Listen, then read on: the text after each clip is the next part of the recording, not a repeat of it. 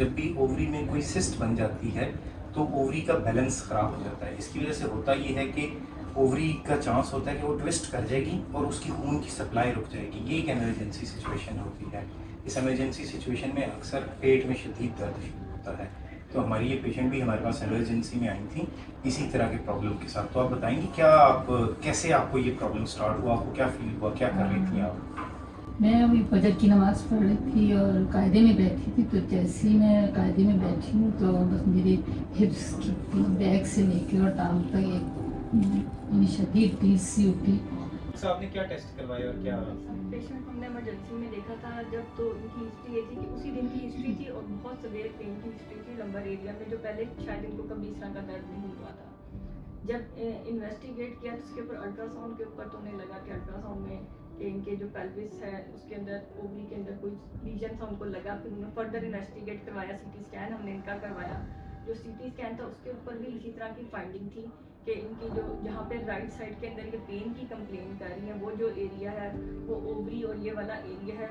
तो सस्पेक्टेड यही था कि जो इतनी शदीद पेन हुई है तो इसका कहीं ना कहीं उस जो लीजन जो हमें सीटी स्कैन के ऊपर नज़र आ रहा है उसके साथ आ रहा है।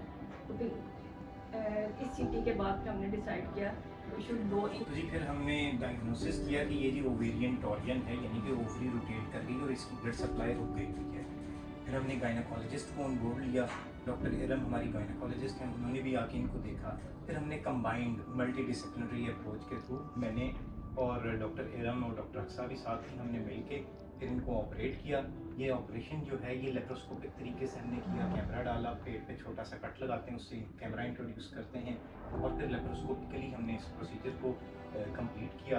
थोड़ा सा जो कट लगाना पड़ा वो इस वजह से क्योंकि स्पेसिमेन निकालना था तो उसको ये कट लगाना पड़ता है। तो फिर हमने ये हमें फ़ायदा हो गया मिनिमली इन्वेसिव सर्जरी, यानी कि लेप्रोस्कोपिक सर्जरी से एडिशनल बेनिफिट हो गया। आप लोगों में से कोई कुछ कहना चाहे? मैं ऑब्वियसली स्वीडन में था। अच्छा। तो जब मुझे पता लगा और मेरे कज़न्स ने बहुत कोऑपरेट किया और वही लोग यहाँ पे आए और वही आपसे डिस्कस कर रहे थे सब कुछ और कॉन्स्टेंटली मुझसे बात कर रहे थे। तो वहाँ बैठ के ऑब्वियसली बिल्कुल कुछ नहीं समझ आ रहा था कि क्या हो रहा है, because everything was being handled very fast, which I really appreciate कि फ़ौरन डायग्नोस किया गया और फ़ौरन ही सेम डे प्रोसीजर जो ऑपरेशन करना था उसके लिए रिकमेंड किया। तो she was not getting ready for the operation without me and her daughter. लेकिन ये कि डॉक्टर्स ने आई थिंक काफ़ी अच्छे तरीके से इनको एक्सप्लेन किया और हैंडल किया, जिसकी वजह से she got convinced. I mean, I'm really grateful on how the whole procedure has been handled here, and I hope कि अभी जो biopsy के results आने हैं they all come fine इंशाल्लाह। तो I'm very satisfied and I think she is in very high spirits.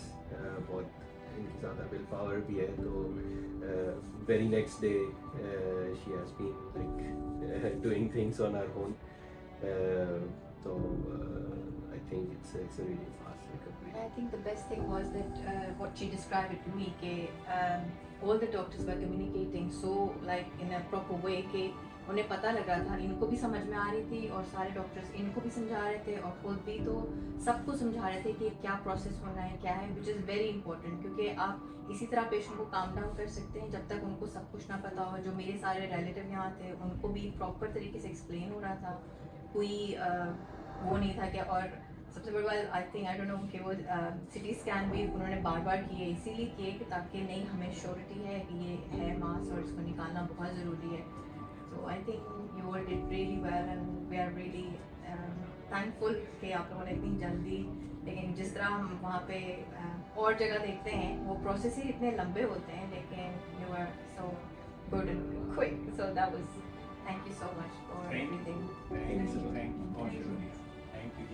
इंशाल्लाह ताला तो हम आगे जो इनकी हिस्टोपैथोलॉजी की रिपोर्ट है उसको फॉलो करेंगे।